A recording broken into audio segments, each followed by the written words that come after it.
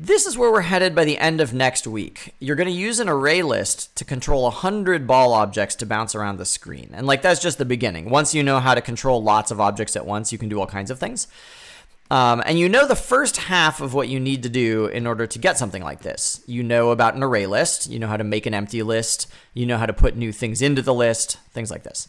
So today, we're going to start with the other half, which is how you can define your own objects, how you can create new data types. And this is like a really powerful and important idea in programming. So here we go.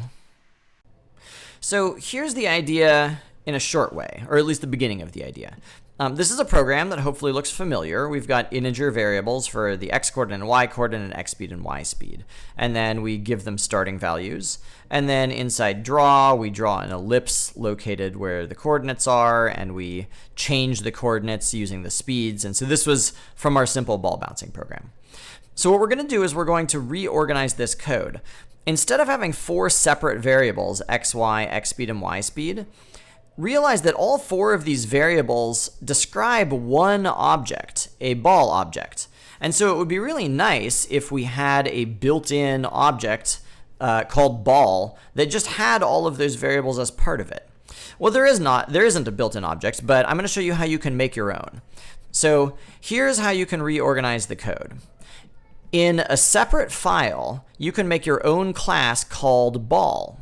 And this is the whole file. It's only 3 lines of code. And you'll notice there is no public static void main. There's not a lot of code in here. It just has the 4 variables that we want a ball to have. So you can think about this as defining a new data type. Instead of int or string, we could now make a variable that's called ball. But unlike these other data types, where like an int can only hold 1 number and a string can only hold 1 piece of text, a ball object is a container, and it contains all these other variables inside it. So what that means is that we can rewrite our original program like this. Instead of having 4 int variables, we create a single variable called b1, and the data type is ball. And notice how this follows the same pattern. We had data type followed by variable name, int x. Here we have data type, ball, followed by variable name, b1. But the only reason we can use ball as a data type is because the name of our class is ball. If I'd called this squirrel, then the data type here would have to be squirrel. Of course, that would make no sense. Okay, so let's figure out how can we rewrite this code now using this new ball container. So because we have a new type of object called ball, what you have to do is you have to use what's called a constructor, which says new ball. And this is a special line of code that means I want to create a new object that has these 4 variables inside it. So to be really clear, the ball class up here, this code doesn't actually run itself. Instead, this is like a blueprint for what does it mean to be a ball object. Like what kinds of things do we want ball objects to have? So you can't actually run this code by itself. What you have to do is you have to have something like this where you say, make a new ball object for me, please.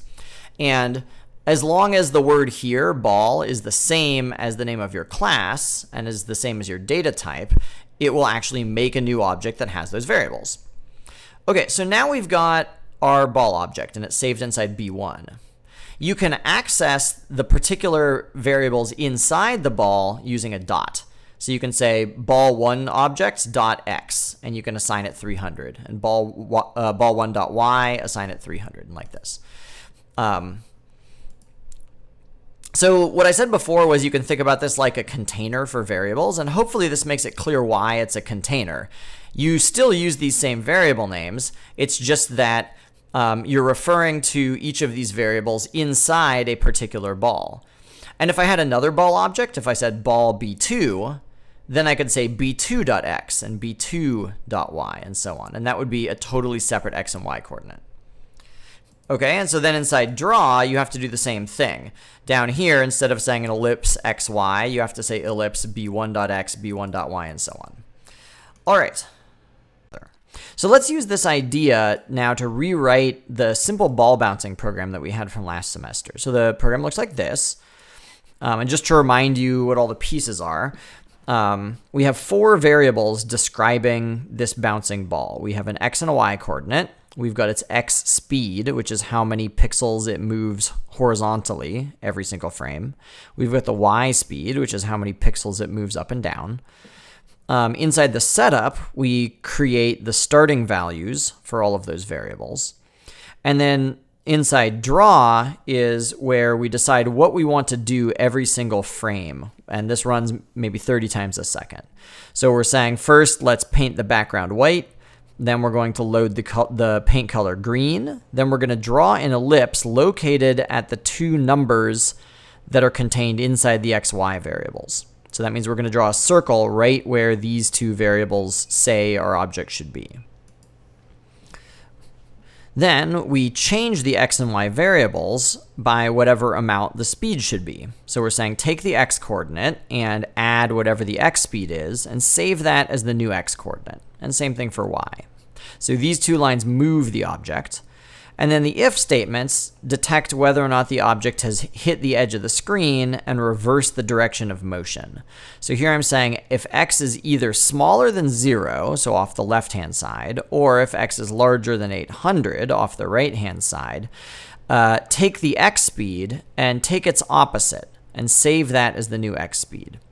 And if the object is off the top of the screen, y is less than 0, or if it's off the bottom of the screen, y is bigger than 800, then let's do the same thing for the y direction. Let's take the y speed and let's take its opposite, and let's save it back inside the y speed variable. So in your games, you had usually 3 or 4 or 5 moving objects, and you know that when you add more moving objects, you needed to create different sets of variables for each object. So if I wanted to make another circle, I would need to do this. I would need an x2 and a y2 and like that. So this seems like a good opportunity to define a new data type, which we'll call ball. So let's try it. You can click on source and right-click and say new Java class. And the name of your class is going to give you the name of the data type you're creating. So I want my data type to be called ball, so I'll name my class ball with a capital B. Okay, I want to be able to look at these side by side, so I'll click the tab up here, and I'll right-click, and I'll go to split vertically. Whoops. And I will go to split vertically. All right. Okay, and then on the left-hand side, instead of ball, let's look back at test. Okay, so this ball data type, I know that I want the ball to contain those 4 variables. So I'm just going to cut this line and I'm going to paste it inside of ball. And when I did that, it created a bunch of problems down here because now we don't have an x or a y variable because these variables need to be created inside this program, but instead I moved them over here to my blueprint for ball. So let's try and resolve the issue. I'm going to create a single variable. The data type is ball, and I'm going to call it b. And remember, you have to say, well, so this is just the variable, and right now the variable contains nothing. And then inside setup, I'll say b equals new ball. If you remember from last video, this command has a special name that starts with a C. Think, what is this command called? It is called a constructor because it constructs a new ball object and saves it inside this ball variable b. Okay, so if I wanted to, now my ball object b contains an x and a y variable. So I could say, let's look at b.x or b.y. And so now I'm assigning the number 300 to the x variable inside the ball and 200 to the y variable inside the ball. So I could just do this everywhere. And in fact, I think that I'm going to. It's kind of a pain. But don't worry. We're working our way towards something that's going to make this very, very short and very, very easy. So this is just an intermediate stage. So all of these variables that we used to have, now they're all defined inside a ball. Okay, perfect. So you might just want to run it to make sure that it still works now that we've moved all the variables inside the ball class. And it still works. Great. So now we've got a ball object that's just a container for all of the ball variables. And that may not seem that useful on its own, but let's add the next piece of this, which is we'll add commands to the ball object so that you can tell a ball to do things. You can tell a ball to move, you can tell a ball to reverse its X direction of movement, you can tell a ball to reverse its Y direction of movement. So let's find our code here. So this is the code that is currently telling the ball to move. I'm taking the ball's X speed and adding it to the ball's X coordinate, and same thing with the Y speed. So let's go ahead and copy this because this is like literally how you tell a ball to move. And now let's go to the ball class. Here I'm going to recreate what I had before. So I'll right click and I'll say split vertically. And then on this side, I'll display my tester, and on this side, it's not really my tester. On this side, I'll display my program, and on this side, I'll display my ball blueprint.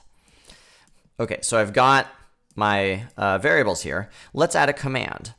So this is based on the idea of methods that you studied before, but I assume that you may not remember all of that. So we'll start with, it's the same pattern every time. So we'll say public void, and then we'll have the name of the command that we want. So I'm going to call my command move. And then we'll have opening and closing parentheses, which is part of how Java knows that this is a command. And also because the move command takes no inputs. And then we'll have an opening curly brace and a closing curly brace like this. So now I'm going to paste in the code that moves the ball. And you'll notice that the B is in red because this is a totally separate file. So in this file, B represents the ball. And so it made sense to say take the ball's X speed and add it to the ball's X coordinate. Here, there is no such thing as B because it's like this is its own standalone blueprint. There are no B variables. So instead, we want this command to say, we want this command to use the ball's own X and Y variables. So we don't need B. If you wanted to, you could type this. This would look a little bit awkward, but I think clearly communicates what's happening.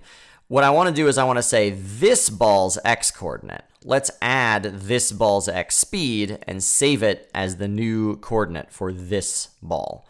You don't actually need to include the word this though.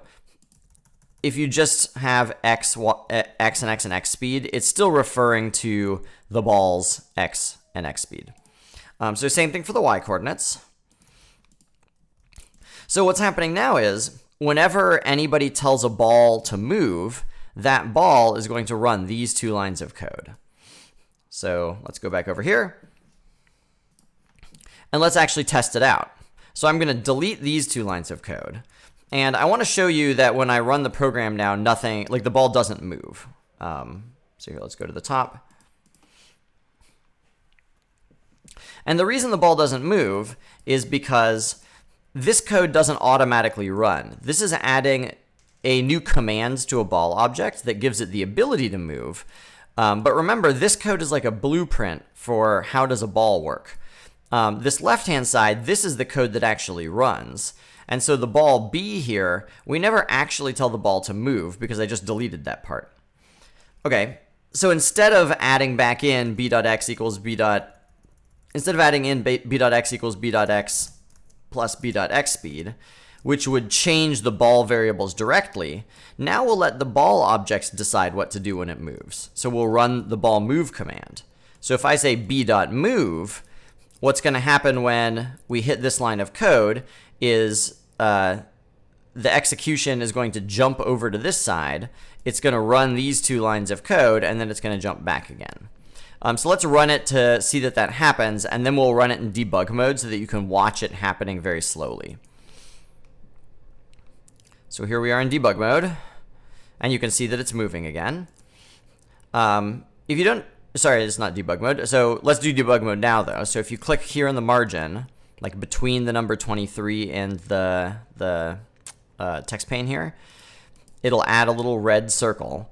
And now if you click the green debug button, what it's going to do is it's going to run the code, but as soon as it hits this line, it's going to pause right on this line. So the code is running, but it's paused. What we're going to do now is we're going to hit this button here, which is like the first button on the left-hand side of this series of buttons. It says step over. And that's going to run exactly one line. So now that's run. Okay, so now we're gonna click the one right next to it called Step Into, and it's gonna show you what actually happens when this line of code runs. So when the computer runs b.move, what happens is you can see that the code jumped over to here. And so it's going to run this line of code. And you can see right now the x coordinate is 300 and the x speed is 4. So it's displaying the current numbers inside those variables. Let's click one more time. And you can see down here, the x coordinate is now 304 because we just ran the line of code that took the x speed, which was 4. Actually, if you hover your mouse over it, it'll tell you. So the x speed is 4. The x coordinate is 304. So we took that 4 and we added it to the 300. So now it's about to run this line. Y speed is 2, as you can see. The y coordinate is 200. And so when we run this line, it's going to add 200 to 2 and save it back in the y coordinate. So I'm going to click Next. And that's done. And now we're at the bottom. And so now the ball has moved because we've changed the x and y coordinates. And so I'm going to take one more step. And now that we're at the bottom of the move method, you can see that the code has jumped back to where we came from. So now b.move is done running, and we're going to continue on with the rest of it. You can go ahead and stop the debug mode by clicking the little red stop rectangle up here, square. So let's add another method.